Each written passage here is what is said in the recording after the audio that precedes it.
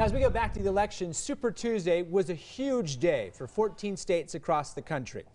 Utah saw record voting, a win for Senator Bernie Sanders, but the big story of the day was Joe Biden raking in wins across the South. So here to help us break down the results is Morgan Lyon-Cotti from Utah's Hinckley Institute of Politics. You know, Morgan, I mean, this is a big day for Utah, our first time being on the Super Tuesday primary list. What's your big takeaway from the day?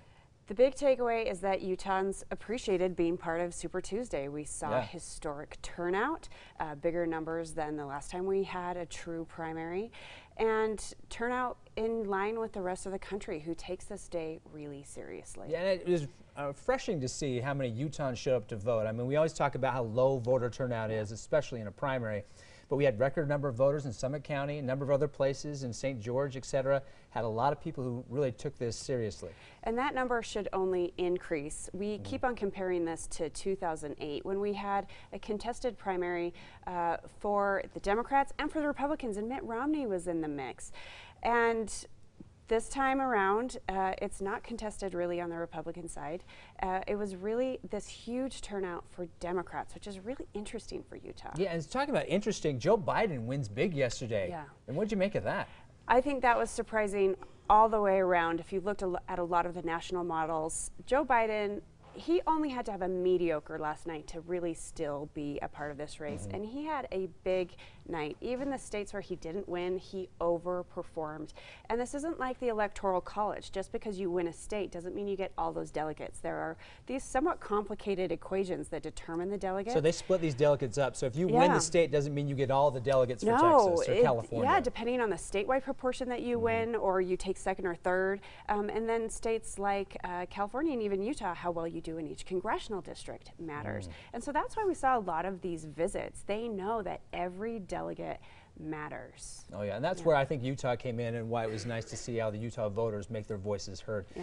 You surprised by Bernie Sanders and that he didn't do better across those states? Yes, I think a lot of people are surprised that Sanders didn't win bigger. There are states, especially we're looking at Maine and Minnesota and Massachusetts, where people thought he would be winning bigger, and instead we saw this Biden surge. And even here in Utah, Bernie Sanders got above 30% of the vote. That's a little bit above where he'd been polling, so he overperformed a little. But Biden, our last poll from just a couple weeks ago, Biden was in the single digits, and now we see that he's fighting for second with Bloomberg. So he not only hit that 15%, that critical 15% threshold to get delegate votes, but he's in the battle for second. So even when we're talking about when Sanders wins, we still have to bring in how Biden overperformed. Now I know we want to talk about Elizabeth Warren and Michael Bloomberg, but before that we do that, I want to mention that Utah, obviously, we voted for Bernie Sanders, or Utah as the Democratic, the primary went through. Utahns voted for Bernie Sanders. Are you surprised by Utah and how they voted in this particular primary?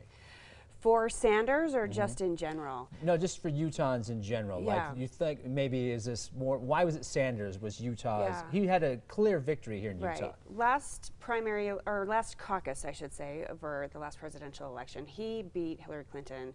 It was 79%, 20%. So he already had a lot of support here. And we're seeing that Western states are more supportive of Sanders. He doesn't do as well when he's pitted against these moderates. And one of the interesting things for me was after Amy Klobuchar and Pete Buttigieg withdrew, I was really curious, is this too late in the game? Are people really going to rally around Biden?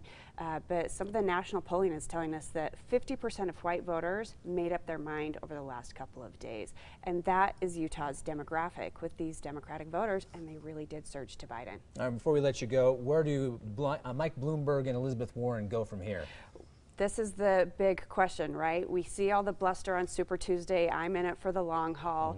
But there's a lot, clearly we're seeing a lot of movement behind the scenes. Calls are being made, and we'll see if they withdraw or they try to stick out for a couple more weeks. We have big primaries the next Tuesday and the following Tuesday, so we'll see if they want to hang in for the rest of the month. Yes, right now it seems like a two-person race. It does. It certainly does, especially with that delegate count. All right, Morgan Lyon-Cotti here from Utah's Hinckley Institute of Politics. You want to follow the work they're doing, we have a link on our website, abc4.com/GMU.